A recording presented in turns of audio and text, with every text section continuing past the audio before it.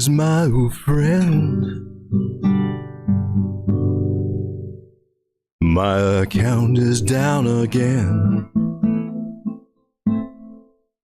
Seems I took a leverage loan. I'm starting to feel I was wrong. And my trade is bordered on liquidation.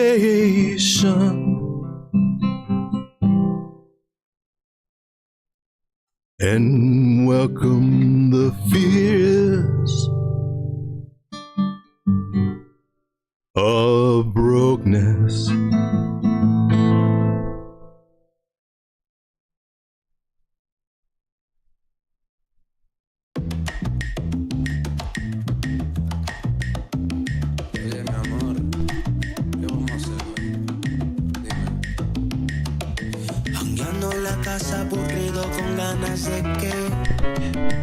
If Johnny Cash could do crypto, I think it'd sound like that. Entonces entras en mi cuarto pa' ver. Levántate mi amor, hoy vamos a beber. Ponte algo sexy, bebé. Tírate un selfie, bebé. Yeah, hey. Ponte algo sexy, mi amor. Tírate un selfie, mi amor. Hey, dale. Tírate un selfie que te ve bien cabrón. Brindamos todas las copas que se trabajo. Tírate un selfie que te ve 1,000,000. No hay trabajo en la mañana, un bendición. Baby, put your favorite dress on. And maybe we can skip and go right to the sequel. Prende Philly Blunt, take a hit for the people. El Instagram que se algoritmo. Machuca sin vergüenza y la tiro con ritmo. Agua. You know I like it like that. You know I like it like that. You know I like it like that. Yeah. Tírate un selfie que te ve bien cabrón. No hay trabajo en la mañana. Llama a mi cama when the night is done. Ponte algo sexy, mi amor.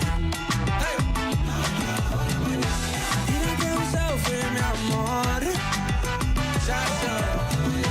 Ponte algo sexy, mi amor. Tírate un selfie, mi amor. Tírate un selfie que te ve 1,000,000. No hay trabajo en la mañana, que se el trabajo. Huepa, mamacita, huepa. Huepa, mamacita, huepa. Huepa, mamacita, huepa. Huepa, mamacita, huepa.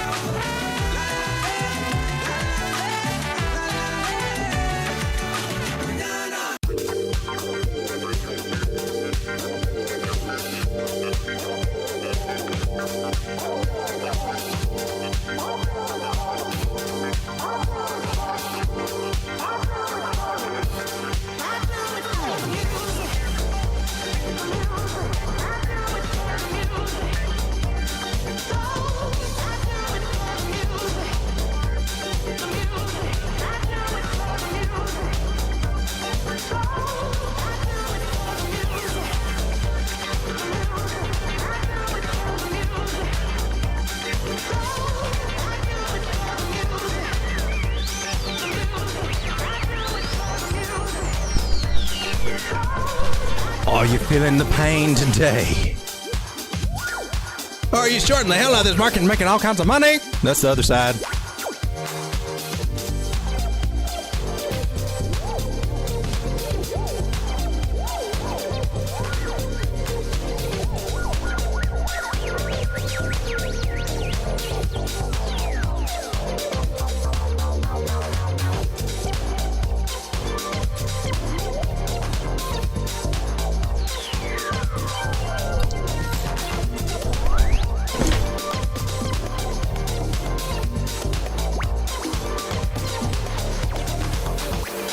You know what we're really needing right now? The only thing I can think of, other than, you know, this market just turning right around and making us all rich and Lambo rich, is that's not really happening, so we got the other alternative, and the only other thing I can think to put a little bit of smile on our face is maybe just a little cowbell. Man, I needed that. Whew. That makes me feel better already, just a little cowbell.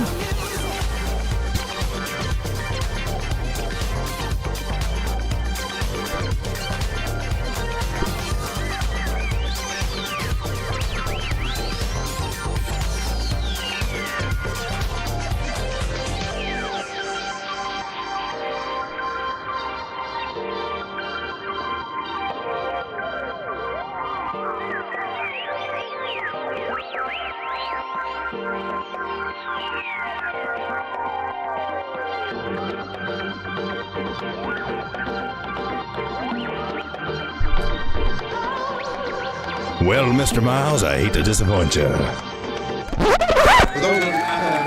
But it's not a sombrero.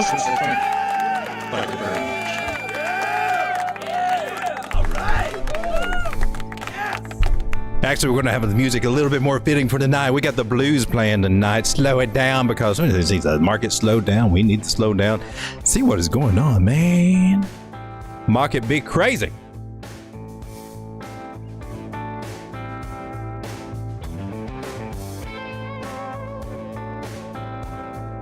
So good evening, fellas. Glad to have you here. The market is doing what the market does. What the hell does that mean, Road Dog? Talking out of both sides of your mouth like everybody else. Well, that's how they train us to do, ladies and gentlemen. Now, if we zoom out on the daily, it doesn't look that bad. Yet. Doesn't look that bad yet. Can I say that? But not trying to be a moon boy, but there's some good things leaning in our way, and then there's some things that are like, yeah, I don't know if this thing's through yet. So let me draw your attention to the first thing. We got the 200 moving average here. On Bitcoin currently being tested by price, and price has been drilling through it. Drill, baby, drill is what it's saying. I don't like that myself, you know, because I didn't short from up here. That would have been the smart thing if you planned your shorts up here. And I just don't feel comfortable shorting bottom. I don't feel comfortable shorting on a bull market, so I'm not the big shorter right now.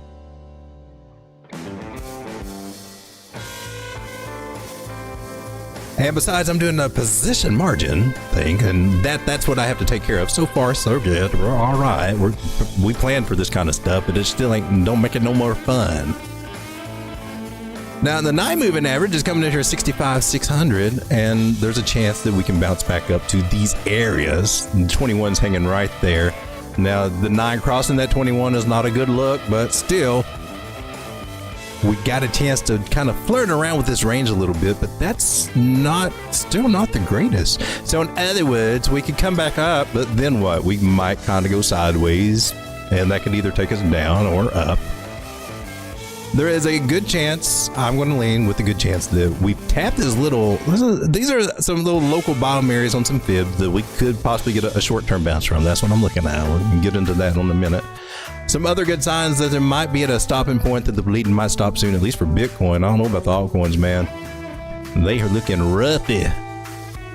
Stochastics are buried at the bottom, and they can stay there while all this stuff continues down. So I don't want to see that, but it's a possibility. Thing's going to fall off one of these days. There's a lot of momentum that could be playing to the downside. We're not going to ignore that, but we're not going to trip out over it either. We're going to look at it logically. It doesn't make sense to be calling $70,000, $72,000 one day and turn around and start calling $40,000 the next day. You either see what's going to happen in the market or you just ain't got a clue. And that's just what it is.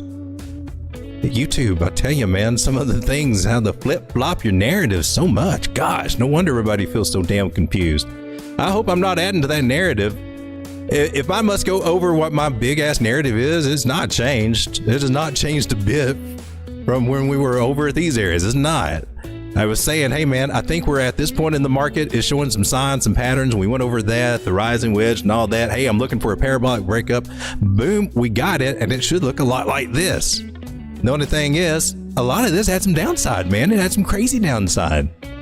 Got up to 40,000. F2 pool wants to start dumping on our asses and drops us all the way back to 28. Market freaked out. We're like, is this over? Because we weren't expecting 60,000. Hell, we were happy to see 20,000 last bull market. To be honest with you, when we hit 20,000, like, oh yeah, we're back where we were. Because 2017 made millionaires out of a lot of people. Just Bitcoin getting to 20,000. Yeah, crazy, right? And here we are hanging around at 61,000. Longer than we did back here in 2020, longer than we were in 2021. Either time, we just pretty much dominated this whole sector over here, man. So it's quite an accomplishment.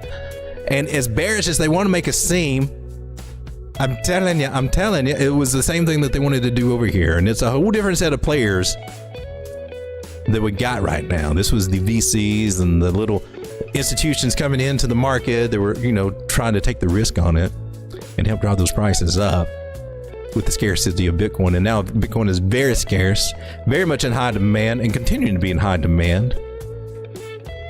And they want to make us think it's coming back down to 30-something thousand, 38,000, 40,000. I'm not buying it, ladies and gentlemen. I'm not buying it. I'm not saying it can't happen. I'm just saying at this point in the market, at this point in the cycle, when parabolic movement goes up and we are 100 days after the halving, we should be looking at strong moves coming out of Bitcoin. So whatever powers that be at play trying to steal the Bitcoin from everybody, scare us out of our positions, wreck our altcoins, make us want to cry, go home, and they want to take all our money, that's fine.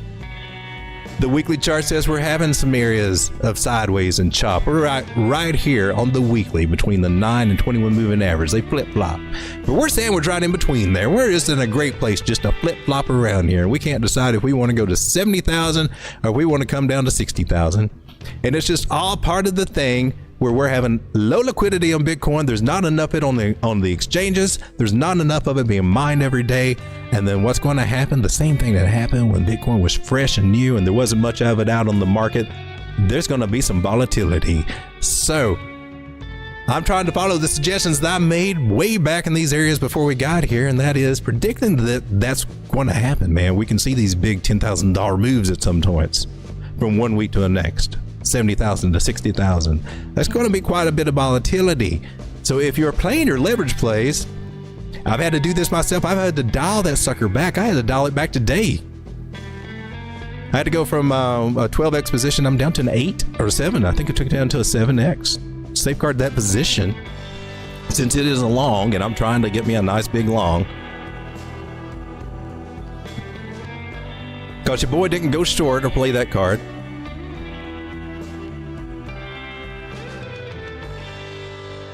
And it's going to be this way for a while. So all my plays that I've got for Bitcoin, I am accounting for some big drops, and I think everybody needs to. So the 20x leverage on Bitcoin is too high, in my personal opinion. 15x is probably too high on in my opinion. Anything about that's just pretty much taking in and out trades, which themselves to me are just kind of risky, especially at this point in the market. Because what I've been seeing it do is make things look hopeful, get back to key areas, and then start dumping again. Look like it's going to recover, look like I come to a bottom, and then go back up again. She's just been playing everything very masterfully, I think. I think she's doing a great job. Faking us out, getting us all excited. Could she bounce from here? I'm hoping that she does. Let me show you what I got going on here, ladies and gentlemen, why I think that we might bounce there, other than trying to draw this trend line, which is very tricky because I only got 2 points over here. I could finagle this thing around to look like anything, basically. But I've got this little Fibonacci area right here that I identified as 60,600. Where'd that come from? Well, that's taking a swing high to swing low. Tell me where price is going to go. And we're coming right down here to our 1.141 area. Now we wicked a little bit below it. This whole little zone right here is a nice area that we could find for this particular move. A nice little local bottom. Now that doesn't mean that we come back up for a higher high, but that means that we might be able to come back up for a little bit of a recovery. My best guess would be we'd be coming up around this $63,400 area. From there, what we do, man, I do not know. I couldn't tell you. I would hope that we would keep going up, but you never know. What you normally see in those situations is a retest of an area that was holding as support Well, now it becomes resistance, and then we take a deeper dive down. So, my friends, what I'm trying to share, if you find yourself underwater in a pickle, needing a big hug right now, because you're not shorting this market like the geniuses that did up here, and some of them did. Hands out to them, I'll give that to you. I was not one of those this time. But for those of you who've been riding this short down, I've seen a lot of people talking about it, even charting it out, but just not taking it either. So, and they act like they get the credit for doing it or something. I don't know. It's kind of crazy.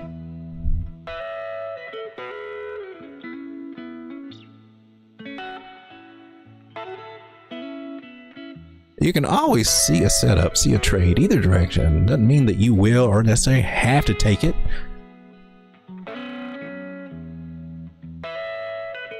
And if you didn't take the shorts down from the top and you're not on the right side of the trade, just know it's okay. You're not the only one out there. A lot of people are.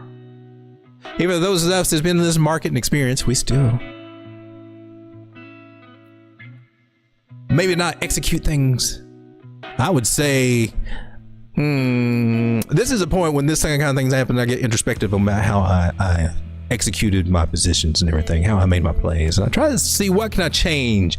What should I do different? And I just keep getting better and better over time. So for instance, like when we came up this time, man, y'all, some of y'all hate to hear it, but I was taking some profits on Caspa, on Solana when Solana was up there close to 200, was it 190 and something up through there? I had my orders getting filled so that I could have some of that dry powder for when they come back down. Now I didn't do it with all my altcoins, so some of them are just sitting back down to where they were, a couple weeks ago.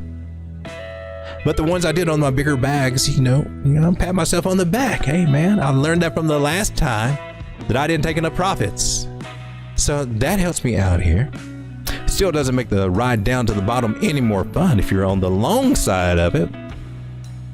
But if you're on the long side of it, let me give you a little ray of hope right here on the 1 hour that this area might be bouncing. Baby, it might be coming back up just a little bit. And if that might help you ease the pain, de-risk or whatever you might need to do at 63,300. Oh man, I just want to let you know, maybe it should be a coming for us. And if we get lucky, if we're on we find ourselves not on the naughty list and, appeal to Santa Claus, maybe we can get back up here and start doing something kind of juicy. Because just because we've made a series of lower highs and lower lows doesn't mean that it necessarily has to continue on down to make that next lower low. But it is not crazy. It is perfectly natural to assume that. And I understand why people feel embarrassed right now. The market structure is a change. This was an area, baby. This was an area for rejection up here. And we got the high, the low, the lower high, the lower low, the lower high. And we could get a lower low, but we don't have to. We don't have to, ladies and gentlemen. And I'm going to tell you why. We're going to bring a little bit of hope, a little bit of sunshine in here. Just a little bit of that hopium. Suck it in. Hold it. Puff. Don't bogart it. Pass it around. Everybody needs a little bit of hopium. We're going to talk about the Wyckoff theory. Reaccumulation. Possibilities. Because that's still up for grabs, baby. We have not negated that. That could be exactly what we're doing. And I'm all for it. I am not against it. I am all for it. I just cannot find it to show it to you. Where are you, Wyckoffian?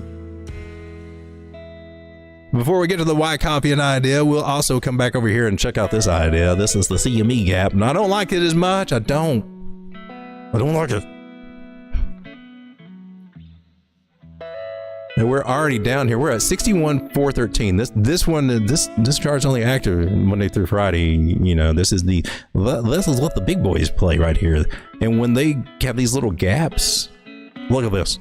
From last weekend when they didn't like missing out on that price action. So historically, they're known to fill these gaps and means bring price back down and fill these areas. And that could be just as low as 59.7 or all the way down to 58.455. That could be if they want to play dirty, because oftentimes they do play dirty and do that kind of stuff. I don't know why it works. I don't know how. But that's the possibility we're looking at. We are sitting right now at 61,400-ish, which is about right here on this chart. So we've already come all the way down to here.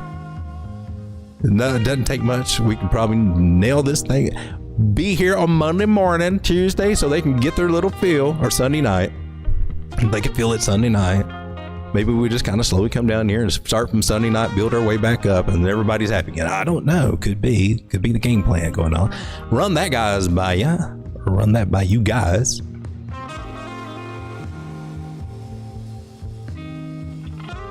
Here's the Wyckopian theory. And it's just treating this as a range. That's all it means. There's highs and lows, and we're just bouncing off the middles, right? Sell section, buy section. Is how it usually plays, but Wyckoff is more than just a pattern. It's a series of events, and this is what everybody is hoping for, and me too, that this is our spring.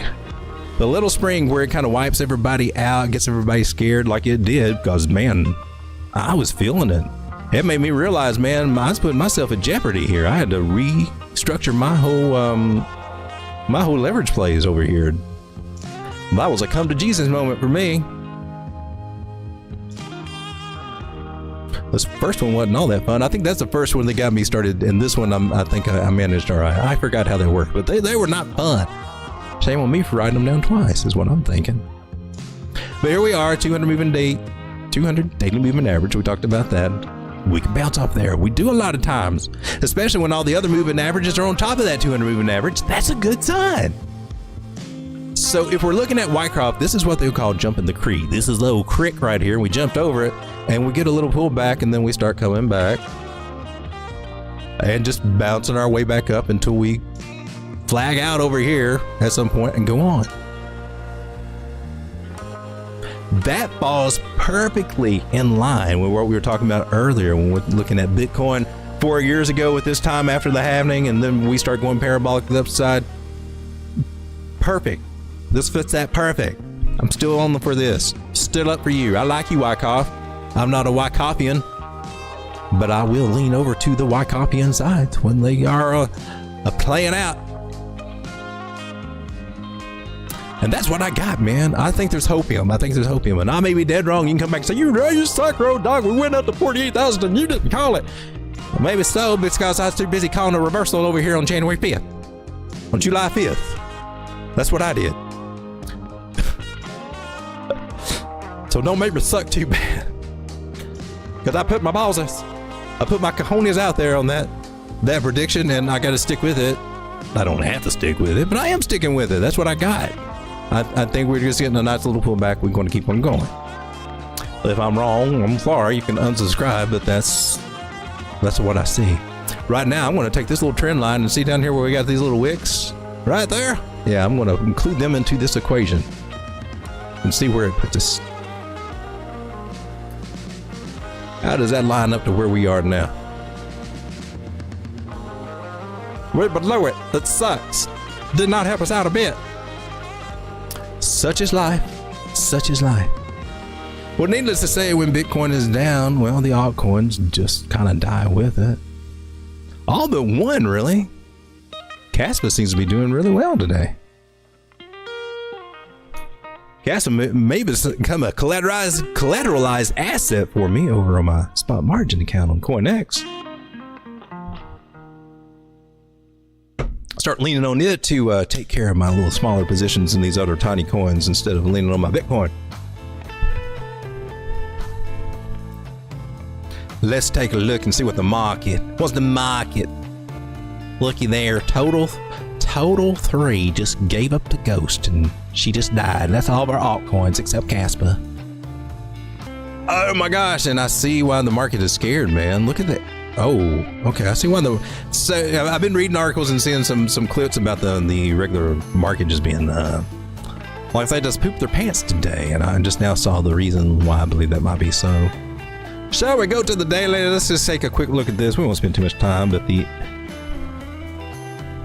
S&P 500 SPX.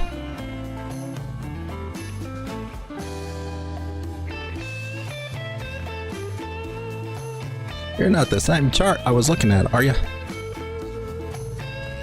Where's my chart? I think yes.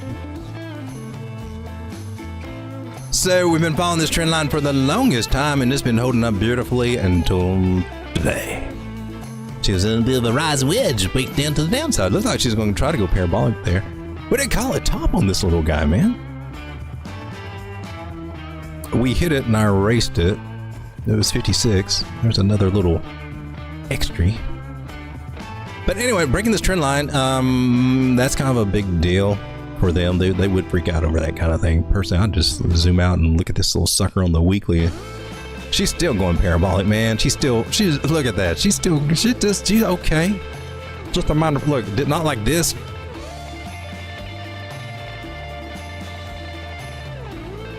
On the weekly, she came down and touched the 21 moving average. Boo-hoo, legacy market. You guys are freaking out like the little whatever it is that you are. If I go from bodice to wick to wicks, she might still recover from that.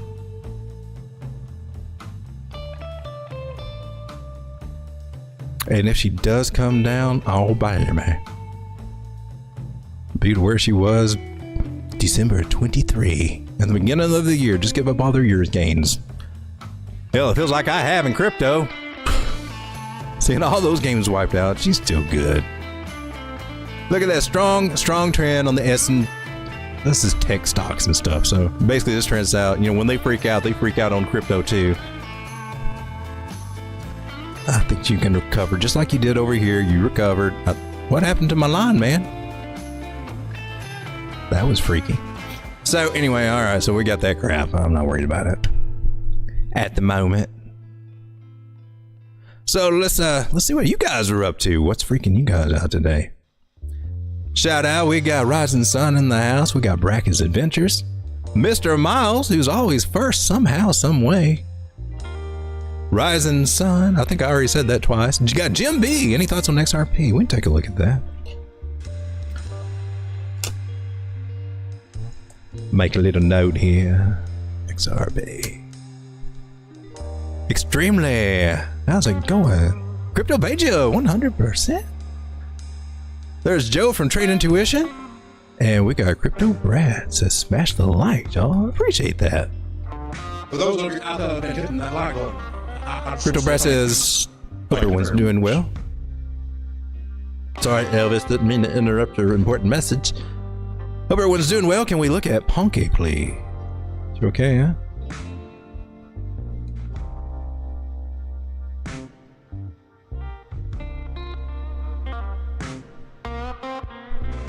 All right. First, I'm going to take a look at Casper. Just a quick look at old Casper because she's been holding up very well.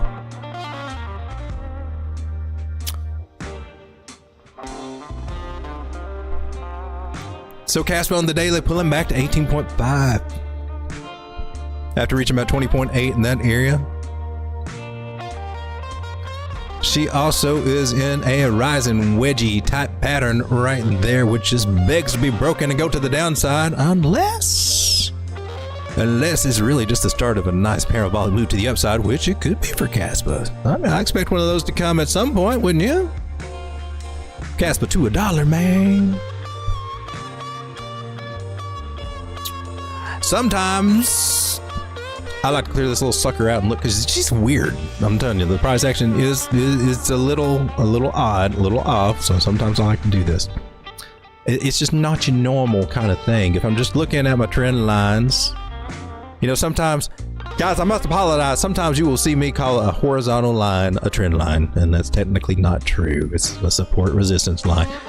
Sometimes you will see me use terms incorrectly. I apologize. But don't let it dissuade you from TA, because this has been a life changer for me. This is why I do this full time now instead of working my old job.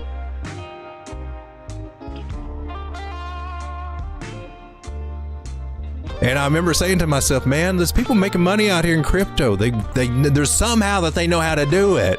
Why is it not working for me? What do I need to do to figure this out? And it took me a long time to wrap my head around or decide to actually take that initiative to learn this. And then once I decided, I had to figure out, well, what kind of TA are you going to learn? Because there's all different schools of thoughts on this, right? Some are complicated. Some of them are just as simple as, well, when the RSI is at 30, that's when I buy. I mean, some of them are just plain simple. Bot strategies, basically using indicator strategy. I mean, what? So many different ways to do it, but for me, what spoke to me was pattern trading, because I learned that there was a probability to a breakout. I don't know, when I heard that, would the patterns have percentage chance to break up or down? I was like, well, this one break out more often than this one will? So if I see this one, I might not, I'll take it. But if I see this one, then I should probably always take this one because it's got a good chance. Okay, I can work with that. It kind of started from there, went on. The biggest thing that I would say is this old trend line. Where you follow the bottoms of the prices, man, that line right there will tell you so much.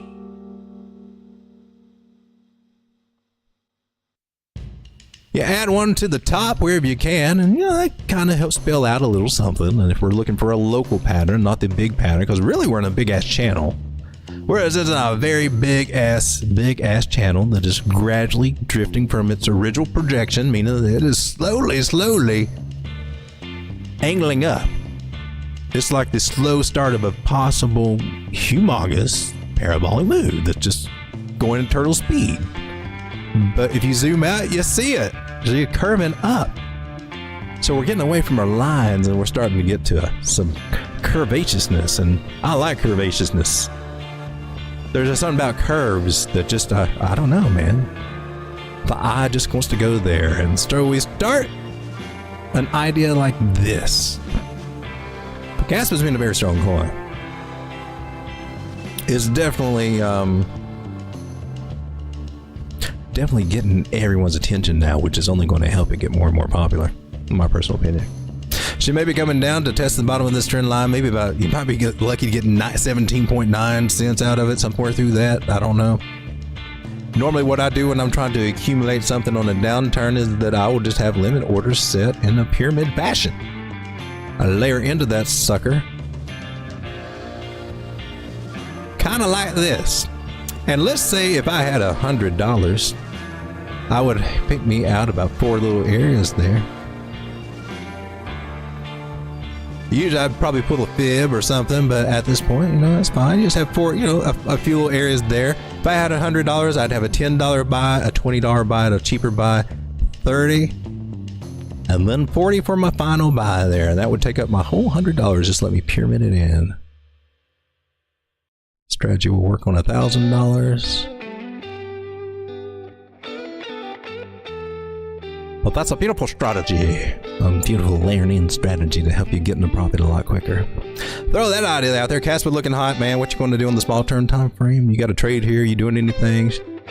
I still see her coming down for a little while. Nowhere ready to start busting back up or bouncing just yet, man. She's going to have to chill out a little bit.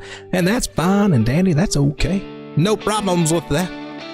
She ain't always got to be at a new all-time high every day, does she? Give you a chance to take a little profit, get back in. Nice little trend line forming right there. Little secondary little thing here. I likes it. I like what I'm saying. That trend line only has 2 touches. That's not. We'll take that one off. Let her come on back down, baby. All right, let's take a look at XRP. Requested tonight. XRP. Take a look at it over here on Binance. Oh, where'd you go down to 55 cents? Another one I was able to take some profit on when she was up here at 65 cents in these areas. Scaling out. Remember I just told you about pyramiding in, right? Sometimes, not always, but sometimes I do have a pyramid out structure kind of doing that same thing. If I was trying to pyramid out $1,000 or whatever, I do that 4, 3, 2, 1 strategy. 400, 300, 200, 100. There's my 1,000.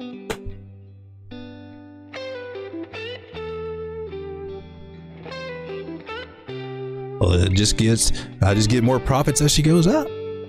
And if she doesn't get it, that's cool, because I was just trying to get a little dry powder in case I want to build back my bags. And here she comes down XRP. Let's zoom out and see if we can get a few little price points. I was trying to see that 72 cent area get hit. Did not happen yet. I see a trend line that makes no sense. This is a noisy chart, man. This is a noisy chart. This is a wild pattern. It's not an official pattern, but it's just something I see this repeat a lot. So I take notice of it whenever I see it and try to remember, oh, how did it play out? Because it looks like a nun's hat, like the flying nun, if you remember her, or maybe a witch's hat or a sombrero.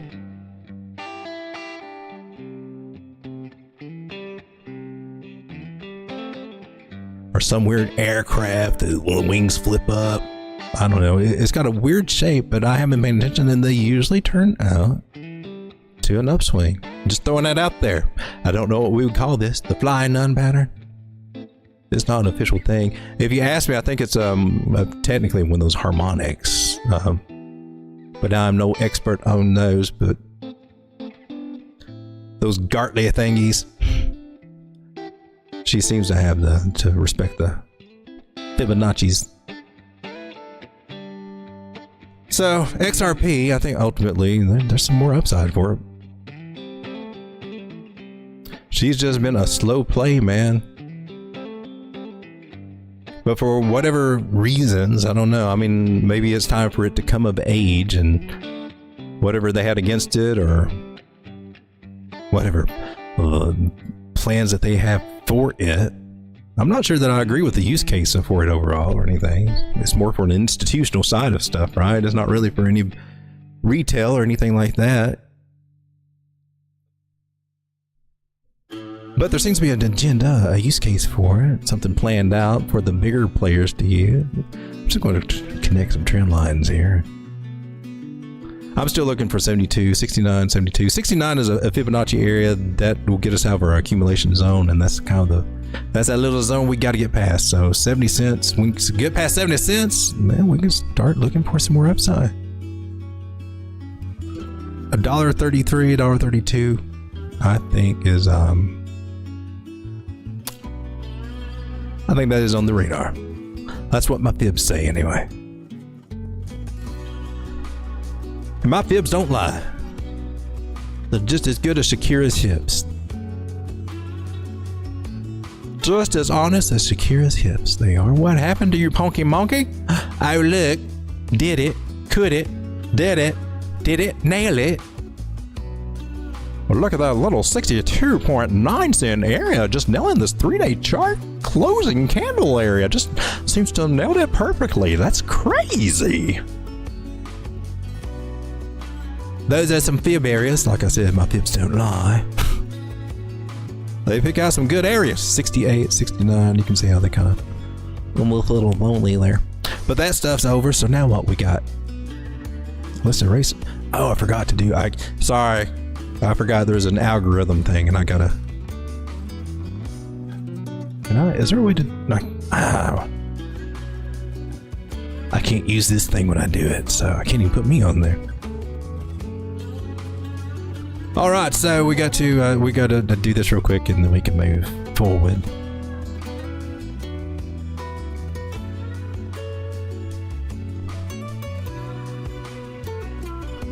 I have to document this. I don't know, that's just what people on YouTube do, so I gotta do it too, I guess. Be a leader, be a follower, not a leader. Nailed it. Okay, take a picture.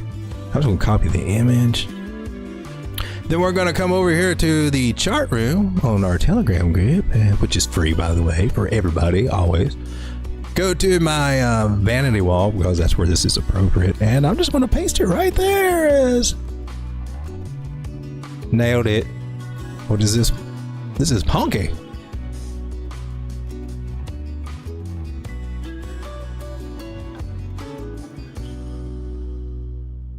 All right, so now we can erase it. All right, what we got going on, Bonky Monkey? Let's zoom out. That's where the magic happens anyway. I like it when you go on the 5-minute chart. Why are you going out to the daily? Because the daily is going to tell me what that 5-minute chart is even thinking about. The daily chart's in charge, baby. The weekly's in charge of the daily. The daily's in charge of all the little underlings. They got a chain of command here. Once I realized that, it changed the game for me. See that we are in a nice little channel, and at the bottom of the channel, and what price usually does at the bottom of the channel is one of two things, my friends. It either bounces off of here like it has so many times before, or it falls through because there's a hole in the floor. Now what's it going to do? I don't know. We just look to see if it's on firm ground and starts going the other way, and then we can buy. And she starts falling through, then that's the point where you say, well, am I going to sell it, or am I going to take one of those leveraged shorts?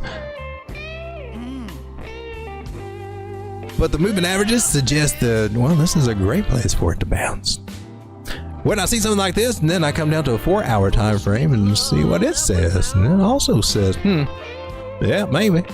Might even pull a fib out or something like that. I'll go from a swing low to a swing high, tell me where I need to buy, and see if she's coming in at a 786 area, and wouldn't you know it, she's right there at that.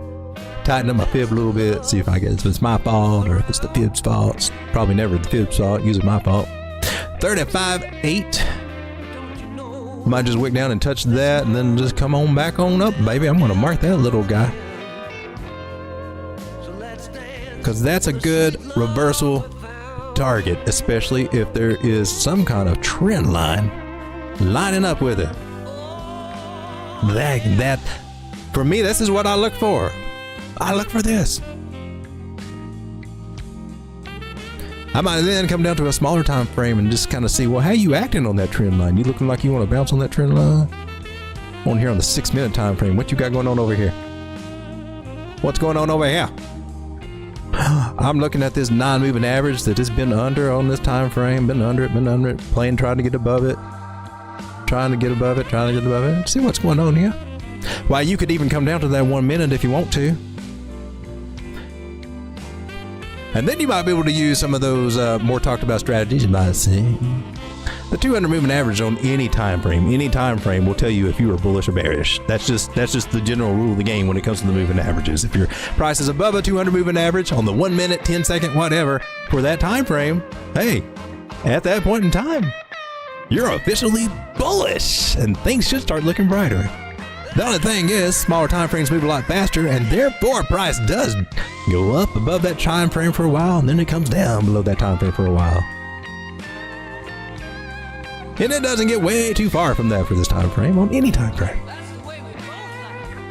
But seeing that it's up here, that means that is a viable target for us to come up to there. So the 200 moving average on any time frame makes a good little target, because that's kind of like when you snap a rubber band. You know, it don't always stay to the left or to the right. It kind of comes back to the middle. Well, that 200 moving average is kind of like our middle. That's our average for these last 200 candles. And price just kind of likes to hang around there, snap back there, or flip around there every once in a while. Has to check in with the 200, make sure her life is still good, still getting a paycheck or whatever they talk about. This don't tell me crap other than maybe we got a little bit of a support resistance flip. That doesn't help me out any. So looking for you to come up here on the 1 minute. I don't know. Ponky. We're just trying to see if she's going to bounce from over here. I think she's got a good chance of trying to do it. If she can get above that 9 moving average on some of these smaller time frames, that would be awesome. Get above it on the bigger time frames, well then hell, you ain't got nothing to worry about. You made the right choice. Ponky. To me, I think she's at a good spot. Now, depending on your risk, depends on what you do with that information. The more conservative person would actually wait for a actual bounce, and maybe for a higher high, maybe a retest of a higher high, maybe something like that before they jump in, or maybe wait till it gets past this point before you jump in. That's a little bit more conservative. Some of the others are saying, "Hell no, man! You're giving up all your gains, man! I'm buying right here." I lean a little bit more into that category. The reason for that is because, well, if I'm wrong, she's going to come down here. I'm going, well, it looks like I was wrong. Whereas if I'm up here, well, then she comes back down here and it's like, gosh darn it, that's a lot of wrong to be wrong. There's not as much wrong over here if I'm wrong here. It's just how I look at it. Sometimes it works out good. Sometimes I just jump out there into plumb old stupid and have to ride with it. I will say this Ichimoku cloud looks like it's not through tanking for Ponky, though. I don't know. So we're hoping this will hold. Is that a good chance where it can hold? May take a little bit. kind of figure it out. And it may not just be a nice bounce. When we look at these points, it doesn't mean they're just going to bounce back immediately. That was supposed to look cooler than when that. Bounce back immediately and go straight up, and then woo, we're back to the moon. They can stay down here for a while, do little things, come up, we're good, and then come back down a little bit, maybe play with your emotions a little bit. They can do whatever the hell they want to. Don't know what they're going to do between the points, but hang out with me on this channel and you can pick up some tools and some techniques to help you figure out, well, what mile marker they're going to stop at, possibly, or got a good chance to stop at. And then we just kind of see if they roll on through it or they decide to do a big U-turn. Honky Ponky. Personally, I kind of like where it's at. I think it's got a good chance to keep its trajectory of higher highs and higher lows. Crypto Brad says, hope everybody's doing well. Yep, we just did that. Mr. Miles retracted your message. What? Mr. Miles, by the way, Helium wants to know if the miner still has an active warranty. Well, shouldn't they be the ones to know that? See, that's what I'm saying about this company. Can't they take a look at the serial number and know that kind of stuff? It should. I mean, I don't know what their warranty is. I would expect a year, but you know, electronics like to do a normal 90-day warranty on bullcrap. But I got it in January. I would think that they would at least, you know, do it for you.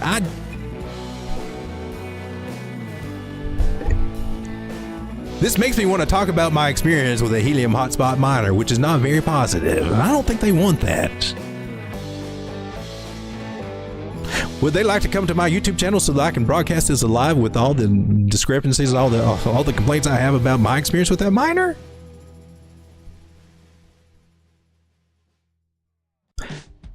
Something is wrong with that software. I don't think the machine is messed up, but if it was messed up, they should still. Any company worth their salt, if they offer something. Like, I can't figure out why it ain't working for it. How about just replace the damn thing? That's my biggest thing with that. Sorry, Miss Miles, I just get that out. Bracket says Cat Dog. Let's take a look at Cat Dog. Cat Dog, MexC's got it. What you got going on here?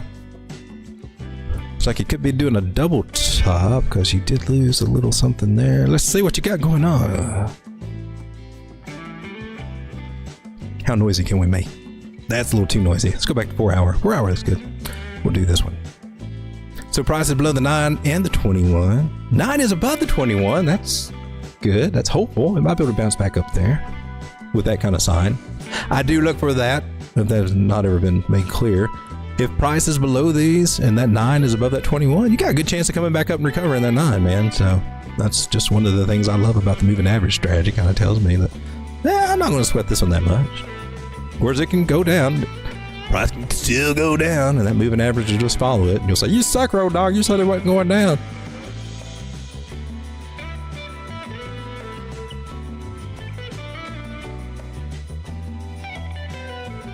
So this is cool.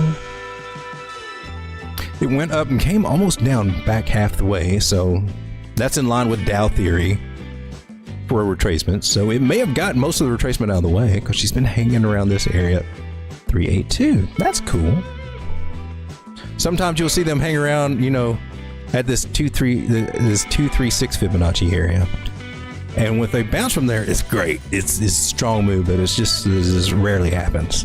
They usually flag, you know, mess around a little bit, then come down and do what it's doing right now. It's kind of hanging around this 236 area, or a 382 Fibonacci area.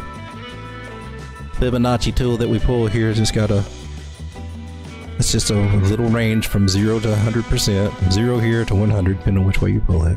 These are just little percentages in the way, based off of Fibonacci, which is just quite magical, I think. I think it got an area right here, Cat Dog, coming back down to 0.0004266 area. She may wick a little bit below it. She may just test it perfectly and go on about her business, but that seems to be a nice nibble spot. If she loses it, then of course I'm coming immediately down to this 618 area, which is at 0.0003 ish.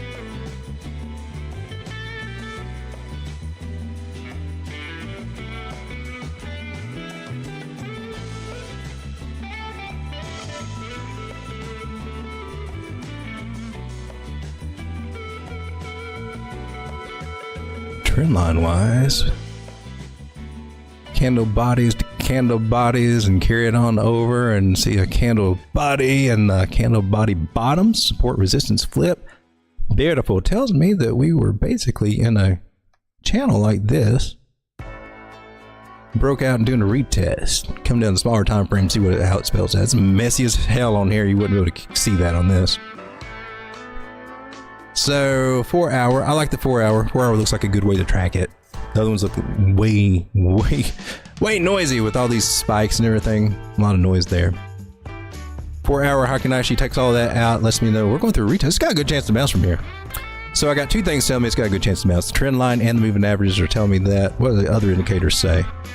Other indicators, you got your stochastics bottomed out here. Oh, they can only go up from here.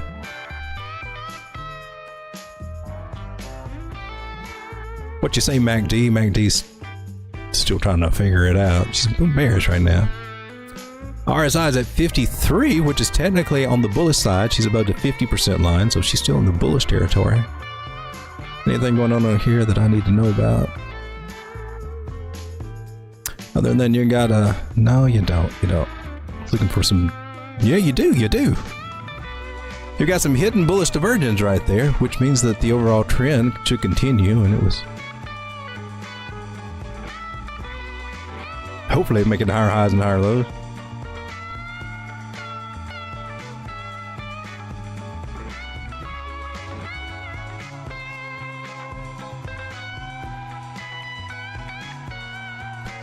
So testing that high back at 0.0006 in that area, should be on its way there.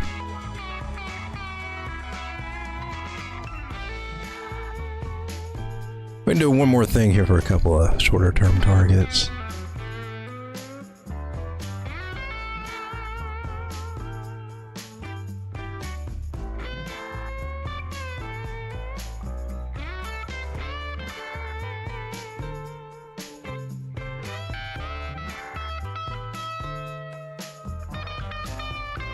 I like, more so than just its previous high, I actually like these two better. 0.00066, 0.0007 if she really gets frisky. So what I kind of see for Cat Dog, it's on the 4 hour chart. She can play out within a week or so, or less. Should.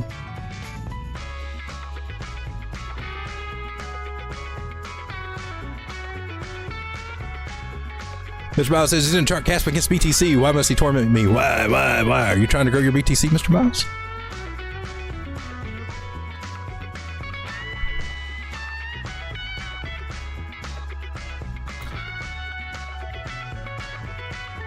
Well, now she's in danger of losing against BTC.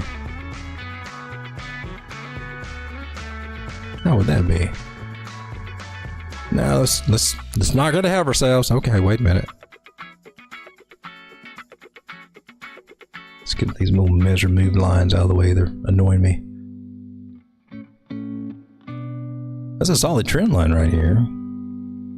Above the 9. I can't say anything bad about it if it's above the 9 moving average. That means she's doing what she's supposed to do, man. The only warning that I would give right now with it is that the 100 crossing the 200 moving average. A lot of times when that happens, don't ask me why, but price will retrace. Sometimes even to touch that 100 moving average. So I throw that warning out there. I see that happen maybe 2 out of 3 times. Something like that. So, and it looks like it's already getting a start on that. So it may, there's a chance that she may be dropping back down to the bottom of the trend line one more time.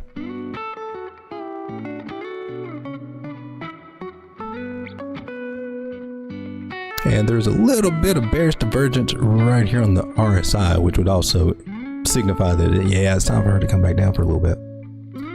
Now we get yet to see if that is usually when you have the bearish divergence on there, it can signify a reversal. Not an instance here, but when it goes on a parabolic move, I don't pay as much attention to it. I usually see 3 instances of it. And what I'm talking about is when we connect the tops up here, and then we look at mostly use the RSI. Well, this particular one also made a higher high. So that's not got any divergence on it for right here. They're doing the same. But the next one, from here to here on the RSI, well, that one went the opposite direction. And that's our first hint of bearish reversal, or what are we talking about again? Bearish divergence. Because our indicator is going down and the price is going up, and we get that little variation there. So we got one instance that usually means, hey man, it's just topped out, she's going to come down. Which she did, she came down.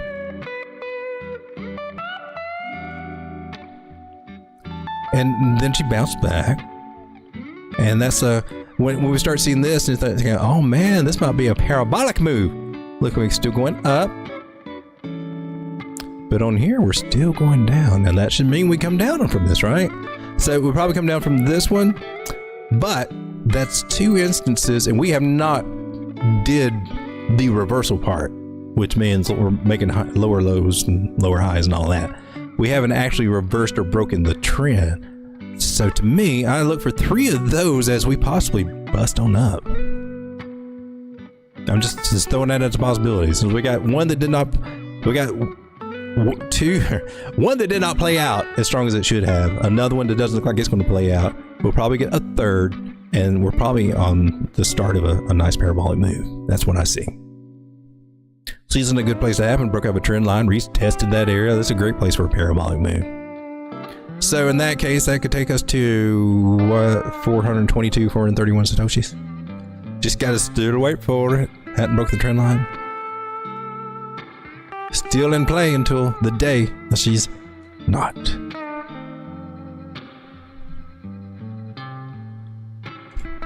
Solana. It's going to change the world, man. She's down at $151, broke back into the trend line. That sucks, man. That's not, you don't want to see that. That just negates all that. When you break out of that trend line like that, man, we're ready to go. We're ready to go. You break back into that trend line, like, oh.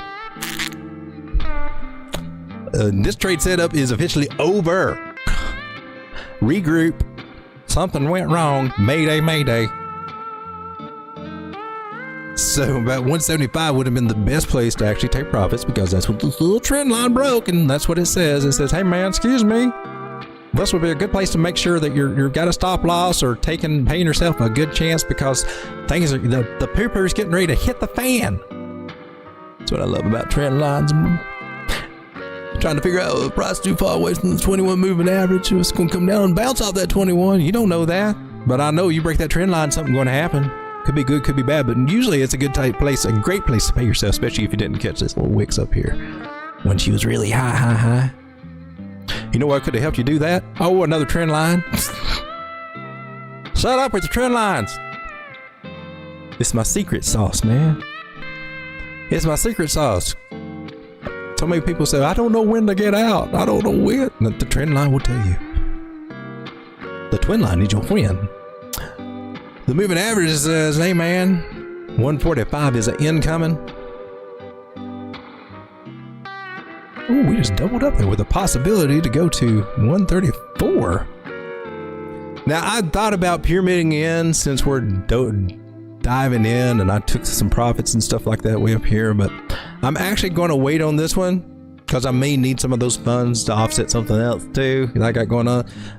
But if not, I'm going to wait more till we're back to this trend line, and then I'm going to start looking into getting in. Or maybe, well, knowing my personality type, I probably won't officially wait for that bounce, because I'm just telling you, I'm a degen. I'm a risk taker. I'll jump in on these bottoms before a little early sometimes.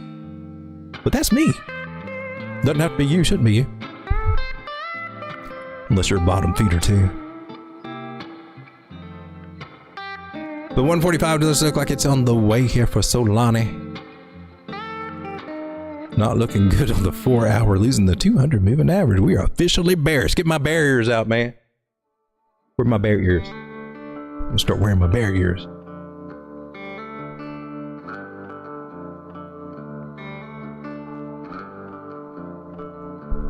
R-Weave is another one I'm just watching slowly. Drop down from $35 to $24 now. Lost Every bit of hope that I had to give it. Every bit of hope. She's wanting to go to zero, she is. She's wanting to print a big ass Head and Shoulders and take us all the way down to zero. I do not agree that this is Head and Shoulders, by the way. This is a...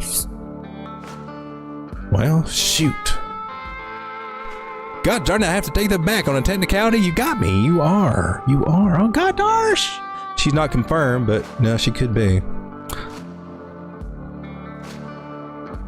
I always look for a lower right shoulder than this one, even though that was kind of high for me, but hey, it's all right. You got a neckline and gosh darn it, you confirmed that. You could be. Are we going to see $9.50? Are we again? That would be freaking horrible. What the hell, man? What up, are we?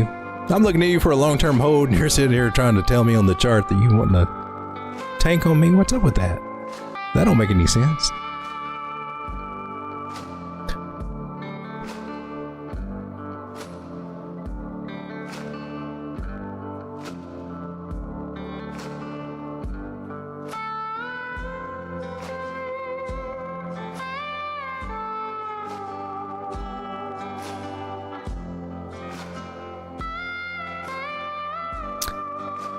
Man, bottom of that trend line's around $16 if she keeps that up, though. Oh, shucks. We got confluence for this dang thing. That sucks. Tell me it ain't so. Oh, crap. It is. Okay, well, here's a little hopium. Maybe she'll get stopped at around $21 or $22 if this channel that we previously in, which this is not the greatest channel. I'm only keeping it because it supported it here. Otherwise, I would have had this sucker down. But if I float her on top of this little wick over here, and there's a little bit of support right there, if you squeeze your eyes and tilt your head to the right just a little bit, grab out your magnifying glass at 100x magnification, zoom in, and you can see the little fruit fly hanging out right here for support. Hang back and touch that little sucker right there. Boom. That gives me the touches that I need to make this a valid trend line. And that gives me the hopium that maybe that it'll give us something to bounce off up here. Anything else that can support that theory, doctor? Swing low to swing high. Tell me where I need to buy. Coming in right there. That's going to be a steep ass retracement. Steep ass, I said. Say it again for the algorithm. Stop dragging my heart around. Many people say what you gonna do. Sounds like Fleetwood Mac. I like it.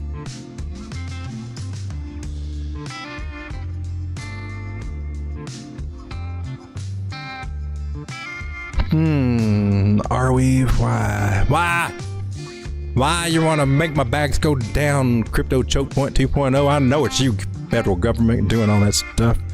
Put my tinfoil hat on. Why are you trying to kill crypto, Joe Biden? What's up with you, man? Kamala? Whoever? Stop playing with my money. It's making me angry. You won't like me when I'm angry. I don't turn green, I turn purple. What is this mess? This is... Oh. Weren't we just looking at AVAX? I thought we just looked at AVAX. Here's old Render. Oh my god, how far did she go down? 482 for Render, man. She was up to 11, up to $13. Tell me that ain't no discount. What can we learn from this? We can learn the Render was very nice and very strong and looked really good. We all loved it. Everybody got excited. Everybody started wanting it. She was $8 and she went up and she started going parabolico. This is what the parabolic moves look like, people. You get you all excited, get you all fired up. She's doing that little rounded shape and she's just doing woo, but you know, and then you think, it's okay, it's okay. Maybe you sell a little bit, but then maybe it comes down and you buy back too early because you're still in that move where you want things to go up, but they don't go up anymore. These altcoins will get excited, and if we don't start taking profit, and I know we're going to sit there, $13, man. She can go to 35. She could do that for this bull market. She could do that for this bull market. But I think what we find is that we get up there at those highs and we're not considering how many months we got to watch it come back down before we start going back up again. We tell ourselves that it's all right. We don't have to sell. We don't have to take profits right now. We're going to ride this one. We got diamond hands, baby. And it's cool until you start coming back down here. But to going up high, there's the pump. Everybody's talking about it. YouTube videos are out there. Everybody's making money on it or whatever, or they're pumping their bag. Woohoo! And then this happens. So when we lose a nice parabolic move, big strong moves upside, we get down and we get sideways. Down, sideways, boring reaccumulation. And the problem that I see, and the problem in my experience, not as bad now, but still it comes in, you know, you take profits and get your money and she comes down, oh, that's a good buy. Oh, where's your dollar cost in? You know, whatever. Okay, maybe. Look how long you got to play this. Opportunity cost. Some of the more seasoned traders would be looking for shorts at these positions over here. That's a pretty smart play, I'd say, in retrospect. Wouldn't you?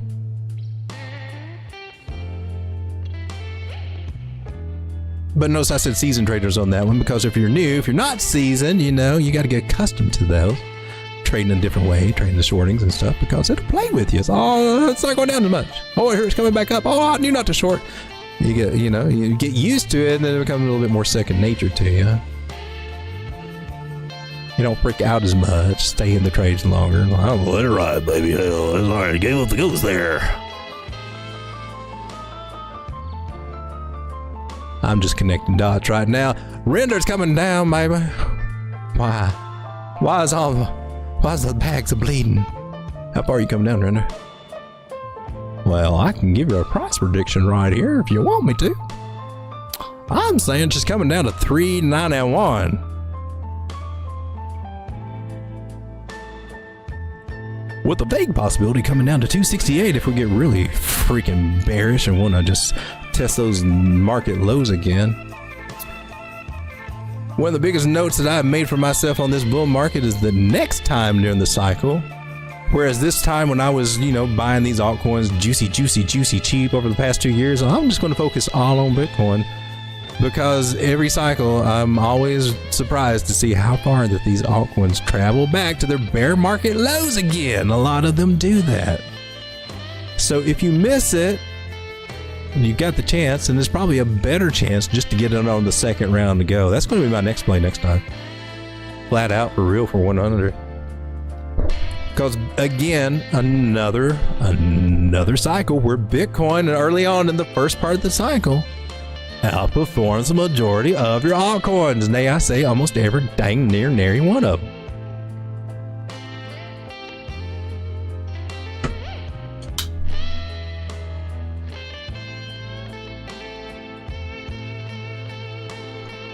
B&B and a Little Weed was a song that was put out by the Black Crows back in the day.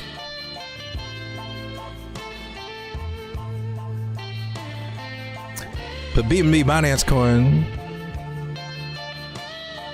she already flirted with breaking this trend line before, bear trap and all that good stuff. It puts us in extreme danger that it may not hold this time. So please, for the love of God, let's let $529 hold, or else I'm just going to call 473. 470. I'm calling 470 with a possibility of 409, and that will not be fun because it can go even lower than that. As soon as we lose this trend line, maybe that's just the start of it. We don't want to lose the trend line. Trend lines can go down. I don't think that we want to see the possibility of $283 out of B&B again. I can't imagine the market getting that bearish, but then again, you never know what the hell's going to happen in crypto. Trying to be a little bit more positive, bro, dog. KDA is at a juicy 47 cents if you believe in this piece of crap coin. It sounded good until it just stopped being good. Started doing all this crap. What's all this crap? Look. Maybe we can get back up to it. Maybe. And if frogs had wings, they wouldn't bump their ass when they hop.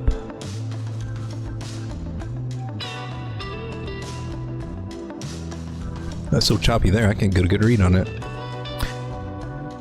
When you zoom out, you see the possibility of a big old butt crack and another big old accumulation to the upside for KDA. I don't see anything exciting happening there. INJ's down at $19.53. Yay. I think we talked about the possibility of coming back down to the 19-cent area. Oh my gosh. Let's hope it holds, because 14.5 would be the next area we got to contend with there. Oh, look at that great measure move that never got hit. You suck, road dog.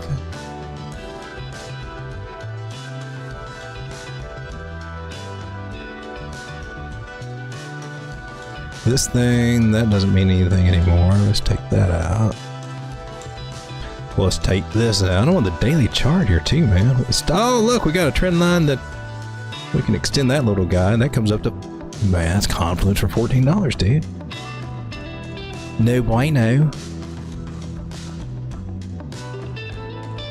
There is a janky idea right there that I don't trust as far as I can throw it. Might be a little sad. I just don't. Maybe, hopefully. I think it sucks.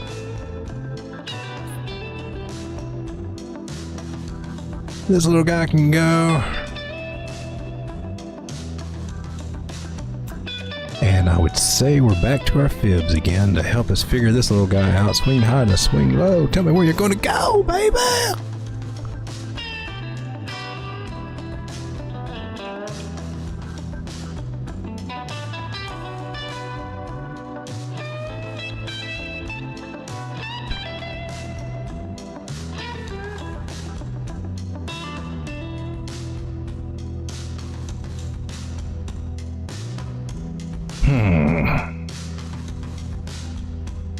I do declare,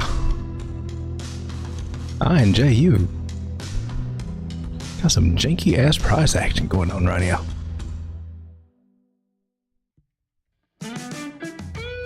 Swing high to swing low. Tell me where price is going to go.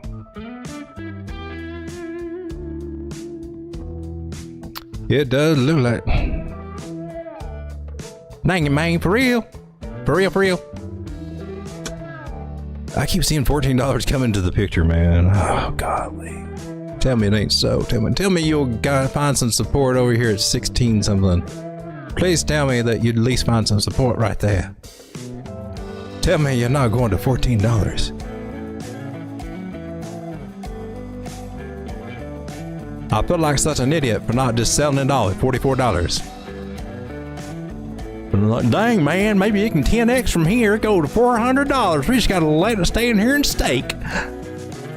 That was like when was that? Were you there in March? For real? This year? This is a few months ago? Road dog, you're a dumbass. I'm just saying that out loud, man.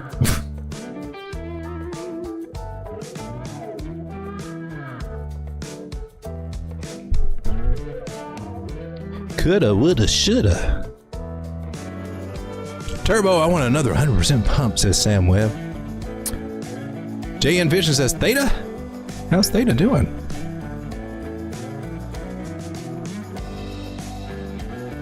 $1.23. Well, the hopium is, if you're looking at this pattern, this broadening pattern, this bullish megaphone, is that it has a 70% chance to break to the upside. The downside is you just don't ever know when he's going to decide to do it, because apparently it's not today. Well, it makes me want to well, first zoom out. All these beautiful targets.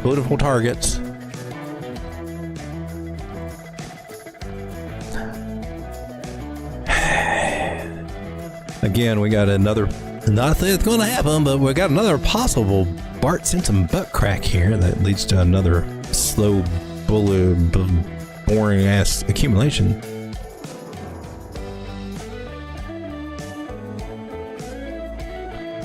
Oh, you are at a 786, baby. Let it hold.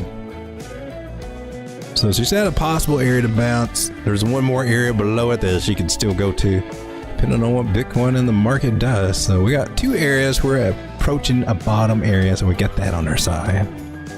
Cool.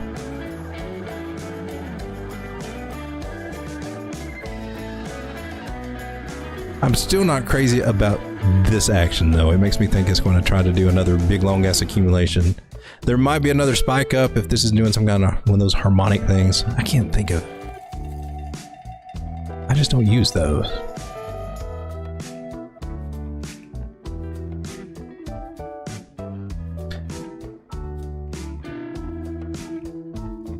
So you are looking for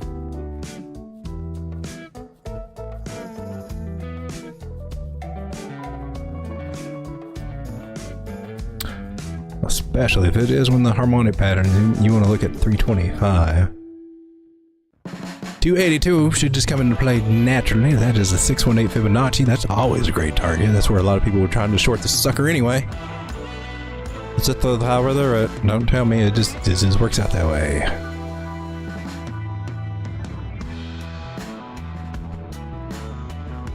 And then 175 would also be pretty decent local target, and see where they also wick down to this area, and few other wicks just right above that area, 188. So this is a little zone of resistance right there. Theta. Let's see, this is on the weekly. Let's go down to the daily, see what it looks like here. Lots of noise. Draw trend lines. You can look at this a couple ways as a megaphony pattern, which I think that's what we had drawn out before, or you can just identify the channel. Personally, I kind of like the channels. Either way, they usually break to the upside, and you can see it a little bit better, I think, if you go with the channel lined in, see with the partial decline here. Partial decline is what you usually see before they do switch and break out, and they find a little zone, whereas this point it could be the 618 bottom-ish here.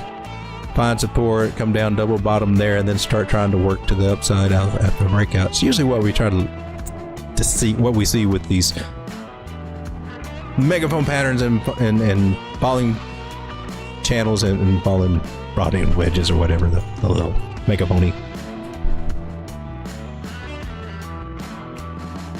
So I'm taking that as a good sign for theta, actually.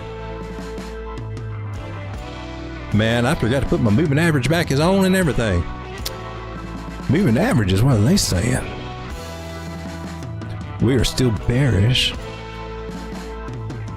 And they've all flipped bearish. It's got to get above that 9 moving average. It's not looking good on the daily just yet.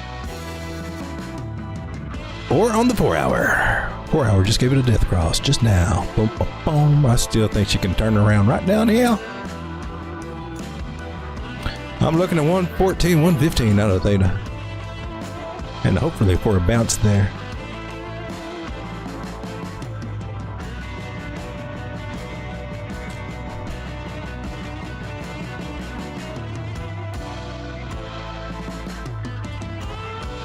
Since everything's bleeding so much, I want to quit crypto for a long time so I can restart my brand and come back with more money.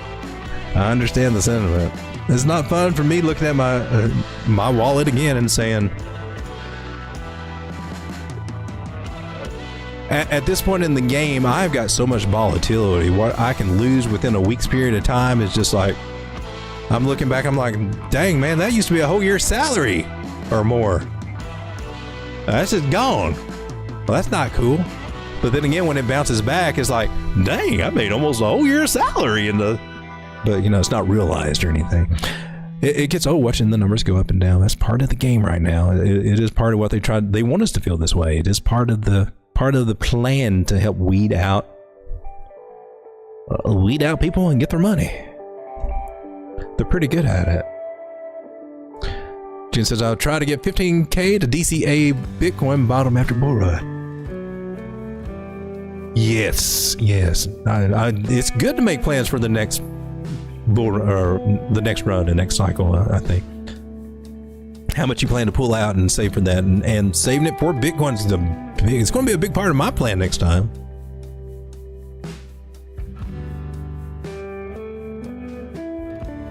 Justin says, you got to chart Casper against Bitcoin. Casper always outperforms Bitcoin. For a while. I don't know about always, but we will see. Hopefully. Got hope for it, but just traditionally, Bitcoin's just outperformed everything so far. I bet Bitcoin early days looks like this Casper chart. It was janky. I remember it was janky. I remember selling Bitcoin at $400. Look at Paul, says Dave P. Is that Paul Zone or Paul Swap? I'm going to guess it's Paul Zone.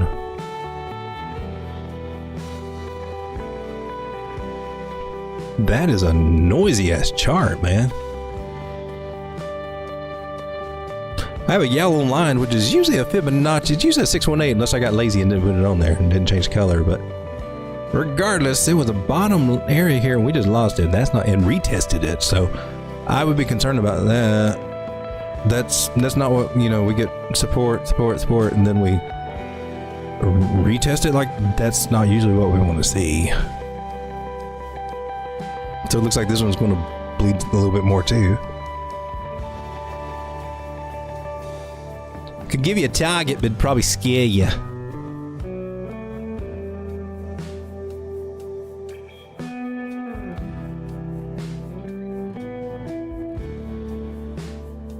Let's go with the latest one there. Oh, she's already at? Okay.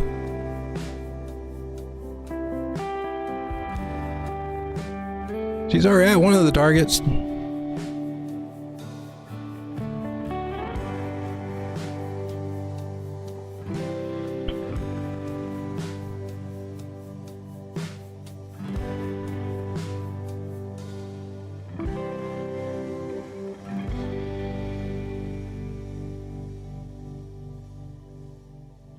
I think she's headed to this little guy right here next. This is a possible bounce zone. Possible. 0.00000014236. She is likely to find a bounce here, maybe a retest up here. Then we got to see if she's going to roll over or break through, because there's also this other little area that could come into play too. I haven't done all the little finagly things to see exactly which one it would more likely be, but these two are some good ones to look at. That's 0.0000009. Got another zero in there. That could possibly be dropping from where we are now. Oh my gosh, another 25% to the first target. A possible another 50% to the next one. And that's spot. That's not even with a bit of leverage. Not the prettiest picture in the world there, but there might be some hope to see something if there's a bounce there. I would definitely wait for it to confirm. DP! Paul Swap! Oh, I got Paul Zone. Okay, Paul Swap. Paul Swapio. Let's go with MexC. That looks better than that other one. Looks a lot better than that other one. Still got the old possible Bart Simpson butt crack going on.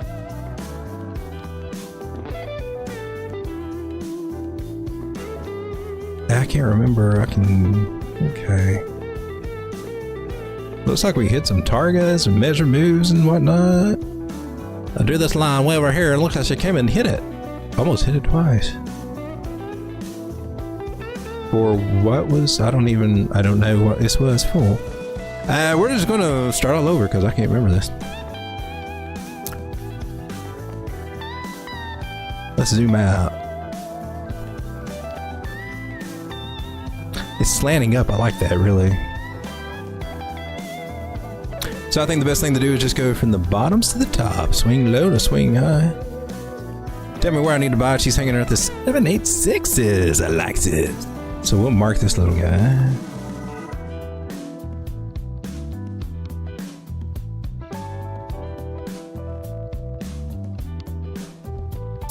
So that's particle.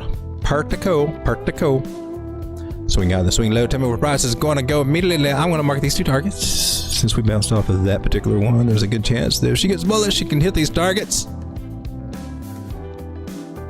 but the main one I would be looking for, always gonna be that 618, always.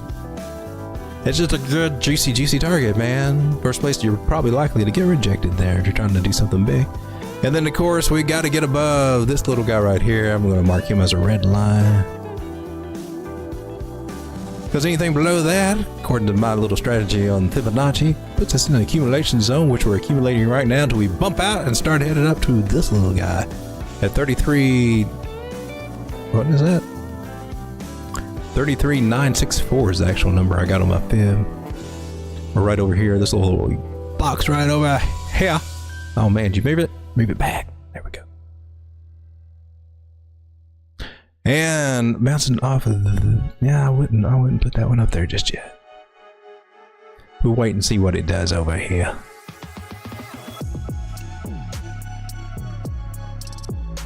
So this is the 3-day chart. Now let's go down to a smaller ass time frame, like the 4-hour, a little bit, something a little bit more relevant. Plan out my trades or plan out my strategies or whatever on the bigger ass time frames, wherever it's cleanest and gives me the most information. Then execute them on the smaller time frames, like a 4-hour all the way down to 15-minute or 1 minute. If I still decide that, hey, that's what I want to do, I still keep that big plan in mind. That's something that I don't see your a particular morning overconfident YouTuber do on the 1 minute trying to be the man. I don't know why I keep talking about it, because gradually I see him making a few improvements here and there over months and months. I'm not bashing him or anything, but if he would plan out, he's going to be there for an hour on his show or 2 hours, right? So you need to start making your plan, your trades on the hour, maybe a 30-minute time frame, kind of, and then execute on your smaller ones like your 1 minute. If you'd plan ahead, then he wouldn't be so damn surprised and flip-flopping on that 1 minute chart, going long this second with a big long and going short. You should have seen which way it was going. If you're looking at a bigger time frame, you wouldn't be flip-flopped like that, because you would have a better idea where price is going to go. And that's what I'm trying to say. But he's got more money than I do. I don't have 1,000 people giving me $100 a month, so I can tell them to drink lemon water. But I can tell you this right now for free, and you don't have to give me $99. When this market gets low like this, you just got to keep your vibrations high, baby. Positive thoughts. Positive thoughts. Vibrations high. Give me another pack of Marlboro.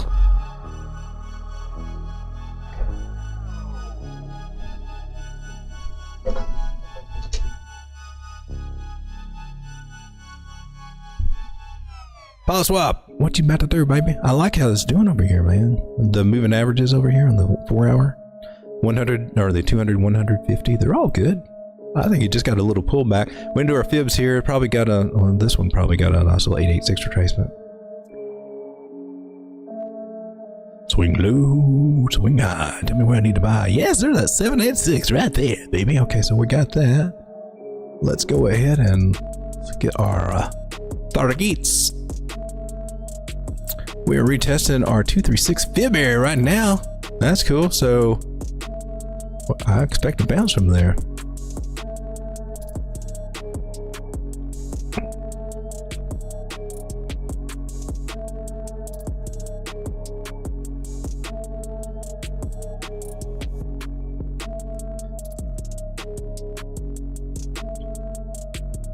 So I've got how many zeros is that? 1, 2, 3, 4, 5, 6, 7 zeros. 2, 3, 7, 5, 4.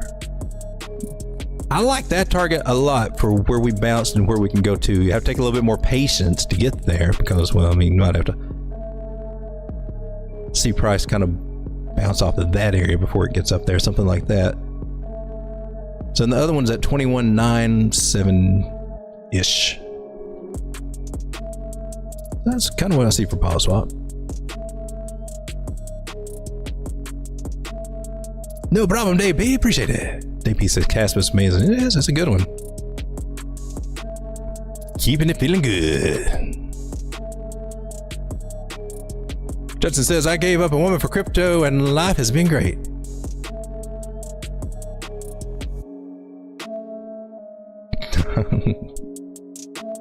Is Vara dead? Asked Sam. Vara, see, Coinbase has got it. Ooh, that's nasty. Well, on the 4 hour? Well, there's a trend line. It looks like it might be respected. Zoom out and see what that's. What we got? That's a janky trend line. It's real, but man, it needs to respect it. It better respect it. Wow. Okay, let's tighten that little guy up. So hopefully we're going to bounce off of here. It needs to. It's starting to look a little janky. Like she's testing it. And you need to see a bounce quick off this one. I don't really trust that. I don't like it. This is not that great. Let's see what we can figure out for this guy. Swing low to swing high. You're out in there. You're out one. You hit one of them, and now you're lower. Ooh. I don't see this happening, but it could. It's on the table, but the trend line suggests that it probably won't. 0.01099 could be. It should get. It's got a good chance to bounce here. Let's finger up our RSI. Looking for any kind of divergence, telling me there might be a chance it bounces. Because there should be, and there is. There's some bullet. Is it hidden? Bullish divergence. Okay, I'm on the daily. We got bullish divergence on the bottom. On a trend line with three touches, with the third touch here. Ichimoku Cloud's not fully agreeing, so I'm not getting her thumbs up on it, but there's a chance here with the bullish divergence and this, it needs to bounce here. With the fibs I've got here, these are the bottom reversal areas for that particular move right here. I think there's a good chance it'll bounce here, but I'm not seeing any sign of it here on the daily. What she look like on the 4 hour? That's our first little sign there, and it's just one little green candle. Don't get excited. There's a little green candle here before she dumped down. There's some green candles here before she dumped down. But at least it seems to be respecting this half-ass trend line.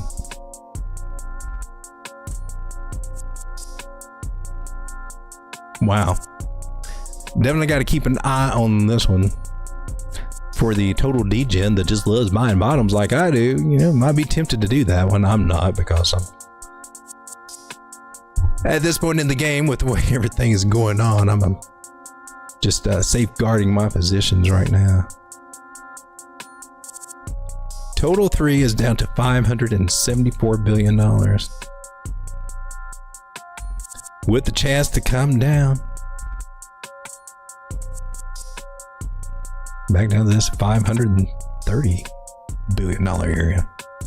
Losing another $30 or $40 billion is not going to be fun. Doesn't have. Got to remember to zoom out a little bit on this. Get rid of that trend line. Anything that's going to taint my perspective. Still in a channel, basically. Looking a little rough. Bitcoin dominance also falling there, I see. I think the market is just scared because of what's been happening in the legacy market, and you know, it may carry over to crypto, but usually when people start getting scared and their money starts getting in danger, we've been seeing them lean a little bit more toward Bitcoin for stability. So Bitcoin may be okay.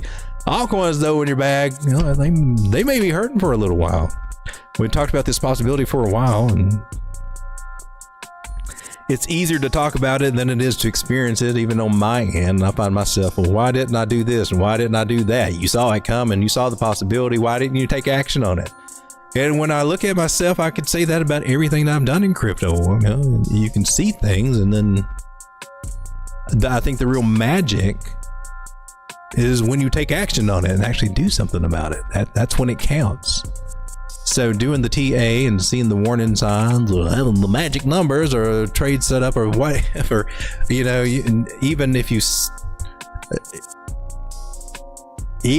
can see what's happening, the real magic comes in executing. You can see that watching the morning guys when they do sometimes they might actually have a decent setup there, but there's no conviction to actually execute on it.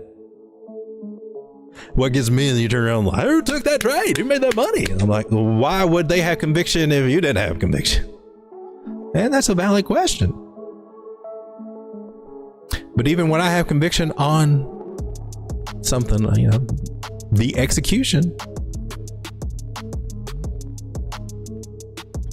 may be there, may not be there. Mara looked kind of rough.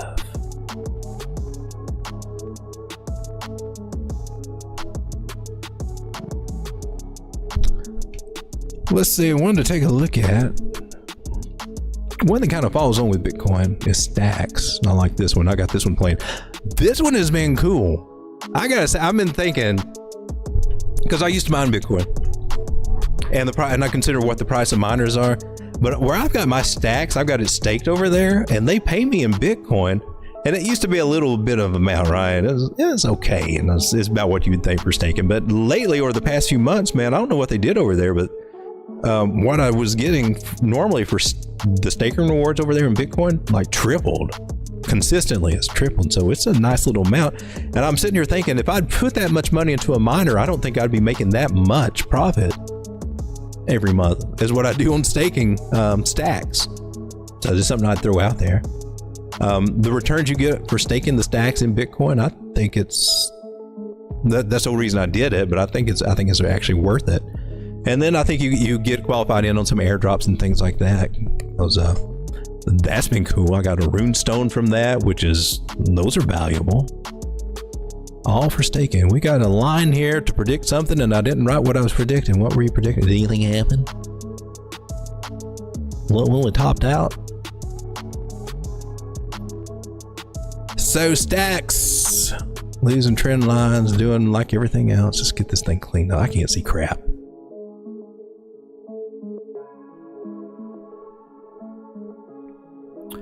Nice. Oh, look at this on Stacks.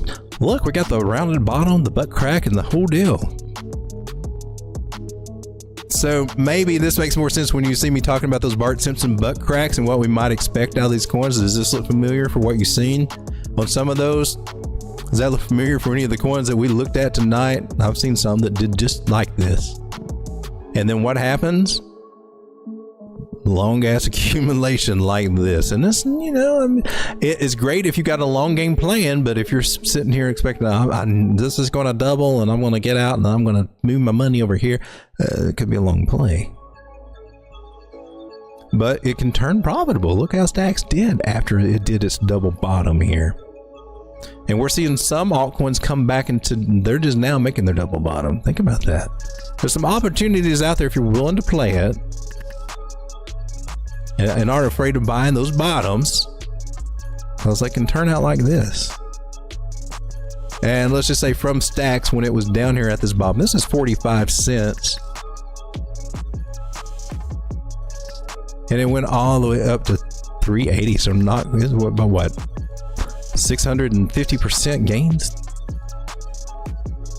A 6x from the bottoms. That's where you're going to make your most X's, is if you buy the bottoms. So some of those coins that you're seeing the formations here, and I've been talking about Bart Simpson's butt crack, and you know, I kind of painted a bleak picture, but it's not always bleak. If it's a long-term play, you're convicted. And I mean, this is what it looks like after it plays out. This right here is a perfect example. Stacks. So Stacks now swing low to swing high, since you're in a different phase of the game. You didn't quite touch that area there.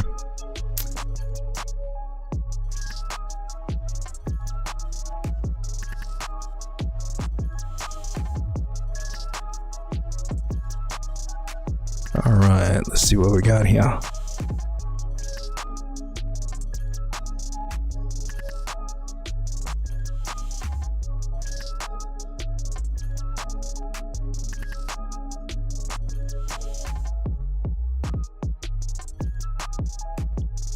Yeah, that was a mistake. That was by accident.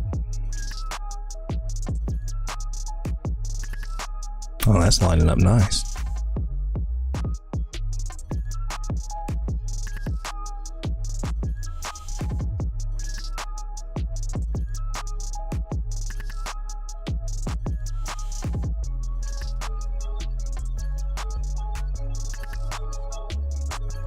286, 330. Longer term plays on that. She's got to get above 186 to get out of this little accumulation zone that we're in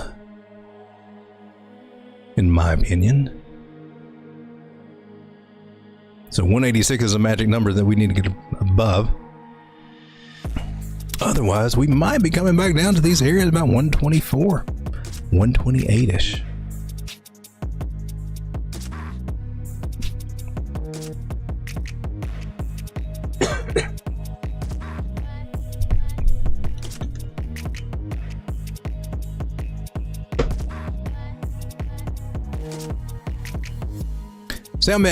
Sam Webb says, does it matter if one butt cheek is higher than the other? It does affect it. You would actually want to see a one butt cheek higher than the other. A higher low will give you a better probability and better performance. So yeah, that's a good question. But you know, I have seen them with a lower butt cheek. It's not great.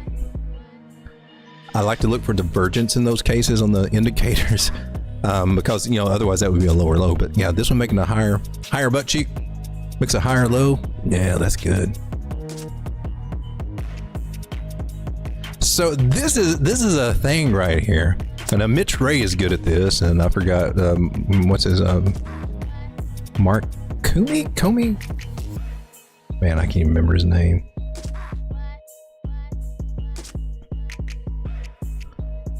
But I don't know if it's a Gartley, a Shark, or whatever. They're supposed to be really accurate. They say they call it a harmonic pattern. And they say they're supposed to be the most accurate ones, but I don't ever see them using them like I do patterns, like take measure moves and this and that.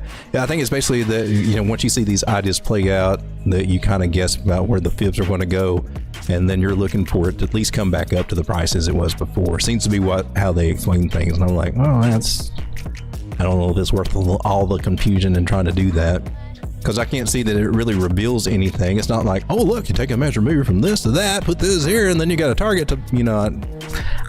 I like that kind of stuff. That's simple to me. That's a little quick. To this stuff just seems kind of confusing, and then you got, well, then it does a type 2 retest and comes back here, and then we go. And I'm like, okay, well, I see it happening, but it doesn't really give me information that I can trade with. Whereas trend lines and patterns and things like that, I can trade off of that. Not knocking, I think it looks cool as crap, and if I can find a more feasible way to use that, such as you see it happening, maybe you can predict, oh, this would be the turning point, this should be the top point. Yeah, I like that idea, because I can use my little fibs to kind of give me those ideas. So that's how I would, for these type patterns, start looking at it. I would be based on where they come from. Yeah, so I'm just sitting here playing.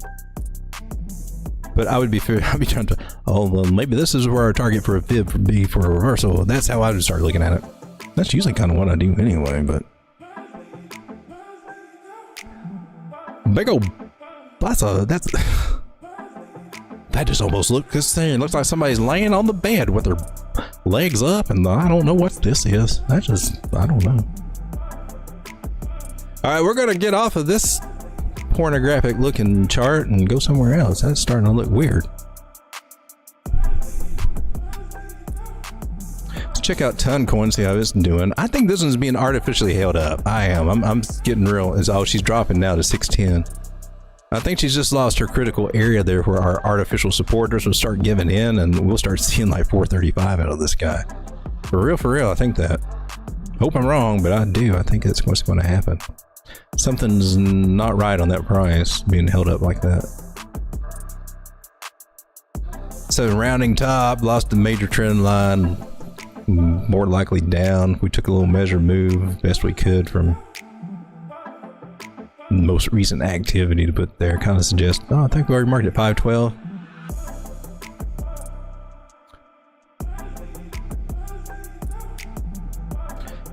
Well, guys, thanks for hanging out with me tonight. We've covered the market and looked at Bitcoin, and just see everything is kind of tanking. I don't know. We might be coming back to fill a CME gap. I mean, we're getting kind of close to it. Probably could. I'd like to just go ahead and rip the Band-Aid off, get that out of here, start heading back up next week, next Tuesday, next Wednesday, kind of flip-flop, and maybe kind of come back to the near the top part of the ranges. That would be what I'd like to see. It's a possibility. We are, when you connect the dots the way that we connected, something like this. If you're looking for a local pattern, but it didn't come back down to touch this, that's bullish. That means we're leaning more toward ranging out here. I like that idea.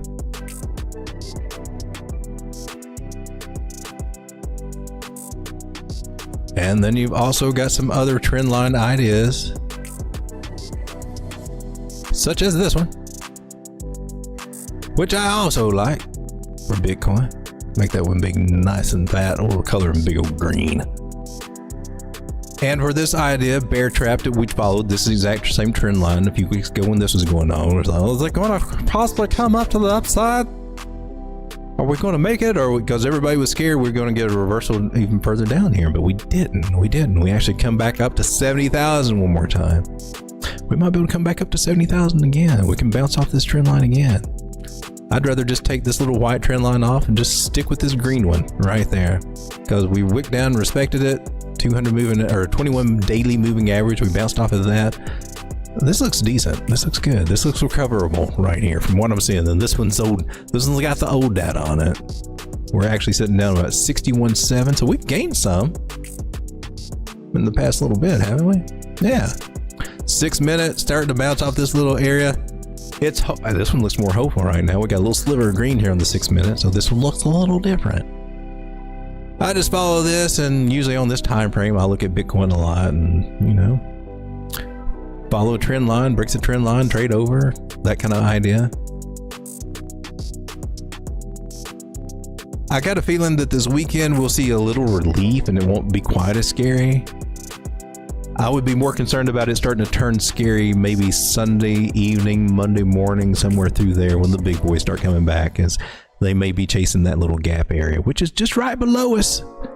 Just right below us. So maybe what I think, and we might go sideways up and down, but then they'll come and drive us down here maybe Monday or Tuesday. Could happen. Don't know. I just know that I got to make a plan for it just in case, so that I don't lose my crap and freak out when it happens or get liquidated or do anything stupid. Well, that's my job. And as long as I keep doing that job, then we can still be a full-time trader and not have to go back and work for the man. Guys, thanks for hanging out with me. Trade safely, trade wisely. Be back again tomorrow. Tomorrow's Saturday. Usually a little lackluster, but maybe we'll see a little bit of retail come in. I don't know. Guard your positions and just try to do the best you can. Hang in there. And if you're shorting it and just nailing it, well, you've been doing good. But at some point, it's going to flip around. Don't get caught up in it. See you tomorrow, guys. Come on, come here, boy. Come on. You freaky dog. The weekends feel so short. Analyze every word that comes out is a lie. Make it look like it's so ice. You'll make it to the finish line. If you gotta know the truth was gonna let you go. You was fine, never mind, unpredictable. Feet eye off the ground, you hit no one. You a star, blow it up like supernova. In the nighttime, hit my hotline. Sharing secrets, you was really was part your life. Good night, y'all boy. With no bullets. Does your wifey know you're begging for my notice? Promise you're the same. Running for the mates. Show you like my